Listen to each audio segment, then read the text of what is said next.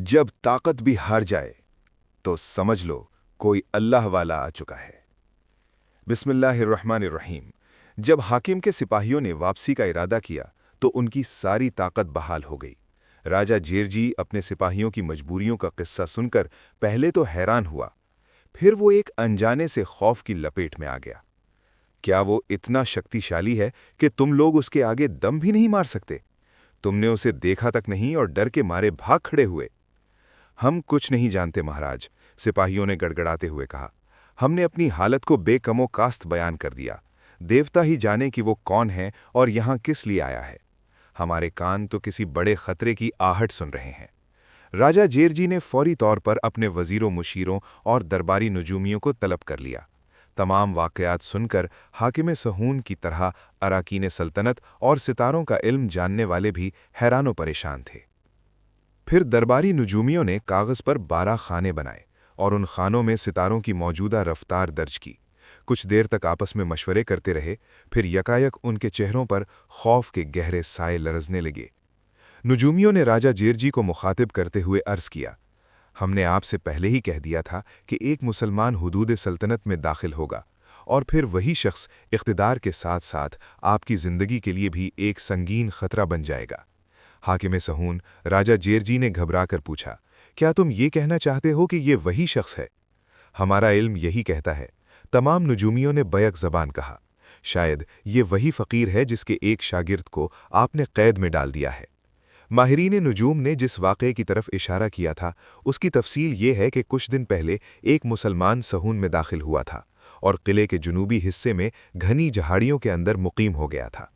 وہ دن میں 3 مرتبہ اپنے رومال سے زمین کو صاف کرتا اور بآواز بلند کہتا، لوگو، میرا مرشد آ رہا ہے، میں اس کے استقبال کی تیاریاں کر رہا ہوں۔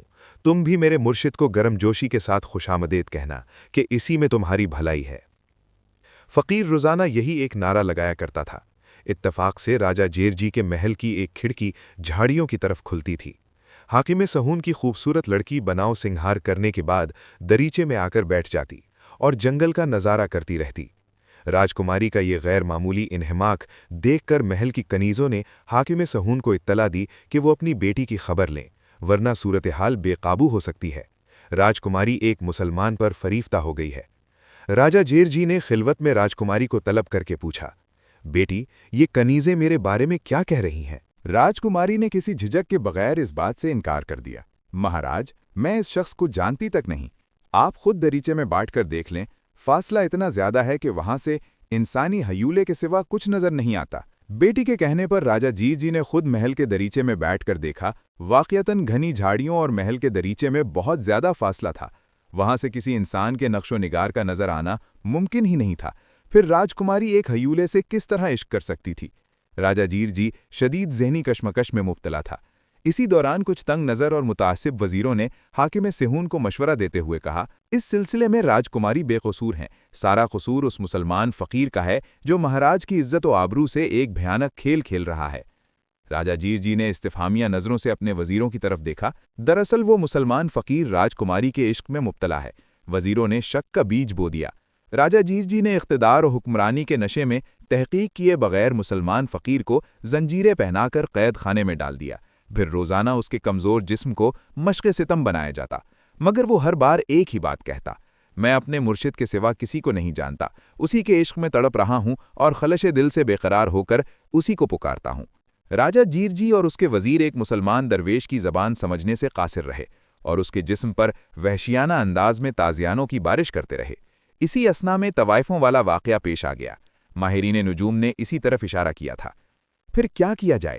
راجہ جیرجی نجومیوں کی بات سن کر وحشت زدہ نظر آ رہا تھا۔ مہاراج کو چاہیے کہ وہ مسلمان فقیر کی خدمت میں قیمتی نظریں پیش کریں اور یہاں سے چلے جانے کی درخواست کریں۔ ایک نجومی نے حاکم سہون کو مشورہ دیتے ہوئے کہا، راجہ جیرجی دل سے تو نہیں چاہتا تھا کہ وہ ایک مسلم فقیر کا اس طرح احترام کرے، مگر ماہرین نجوم نے اسے جھک جانے پر مجبور کر دیا تھا۔